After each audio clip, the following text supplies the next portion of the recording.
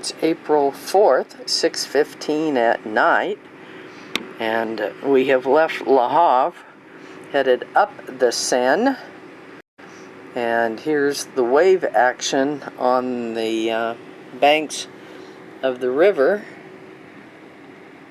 Out here are some horses, I think. This is definitely farmland.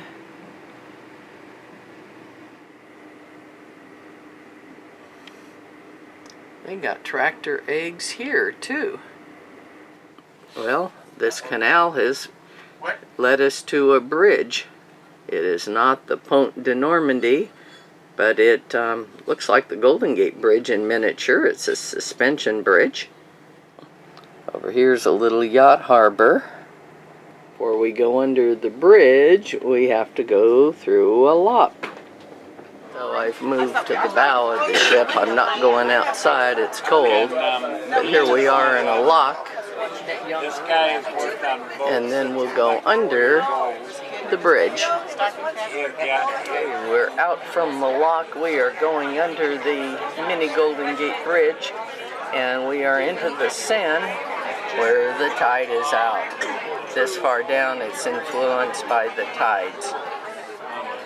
There's a charming village as we come up the Seine, and there's the boat ramp, half-timbered houses. I should say a lot of these are 1800. You can see the tide is out.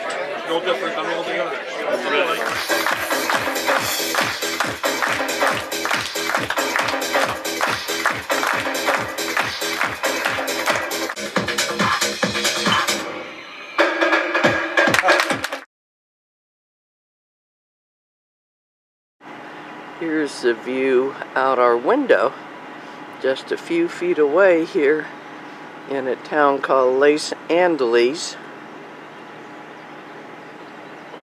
A row of very dark purple iris.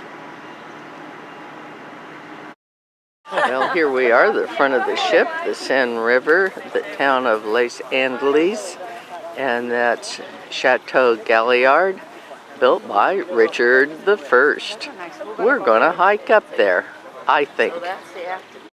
We're headed through a very narrow medieval walkway.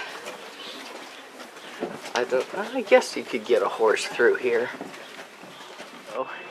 And here we are out on this beautiful old street. 20-mile hike. I prefer to say it already, merci. The road up to the castle had several switchbacks, so some of us decided to take a shortcut. You can tell this is not the approved way to get to the castle. Well, I'm not last, but I'm pretty close to the back. It was pretty steep. This is a view from up here on top. Richard insisted on a castle here for defense. He said even if it was made out of butter, it would be here, and it would last. The French king said even if it was made out of iron, he would knock it down, but he couldn't. This was the outer Bailey. There were 5 towers, and there was a bridge here over a moat.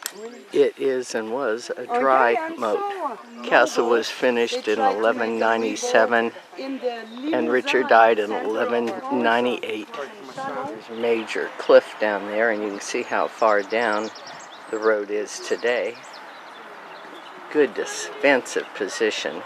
After Richard died, his younger brother John Lackland, inherited this, and Philip, the king of France, figured he was weaker than Richard, so he comes out here and besieges the place. So the English first kick out the women and the elderly because they couldn't defend the place, and at some point a bunch of them were sent out. And down here in this gully, somewheres between 400 and 1,200 were slaughtered by the French. John put these windows in. They were not original. After an 8-month siege, John gave up, and in a few months all of Normandy became part of France, and John hightailed it back to England. This is a restoration.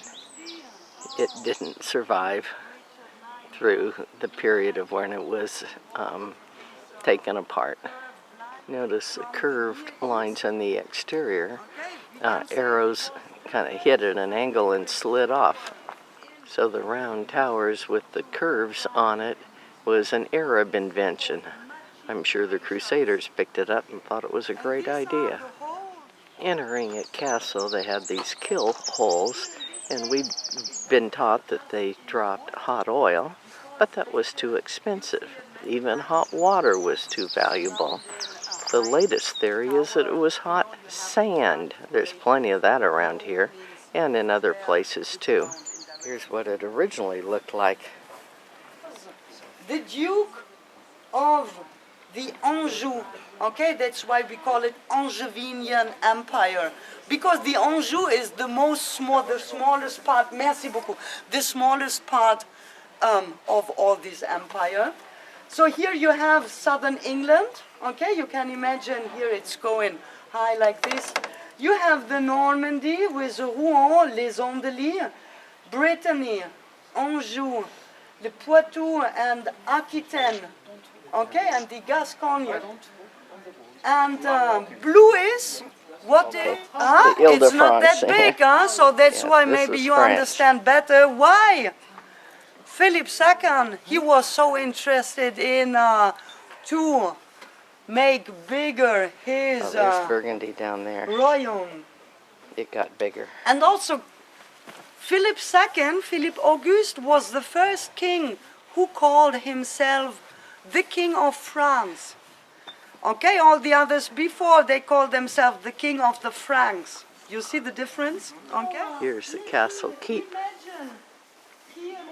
also known as a donjon, D-O-N-J-O-N.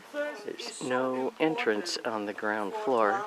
Had to have ladders to get up inside, and then of course you pull the ladders up when you're under attack.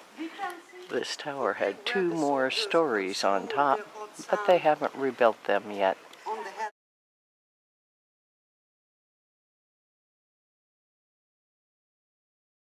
A little cozy in here. We do have some windows up here, and there were 2 more stories.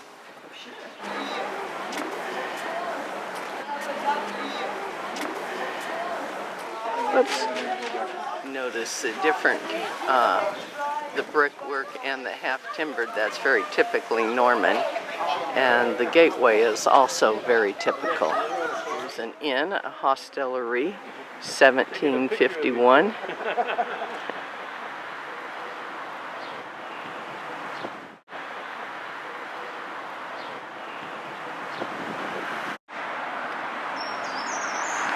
This is the church here in Les Andelys.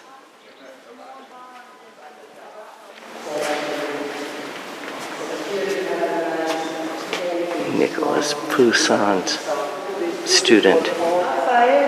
Because he used to live in Rome nearly all his life. But on his paintings, you always see something reminding of Castle Galliard. Okay, so he took this method. And here's the pipe organ.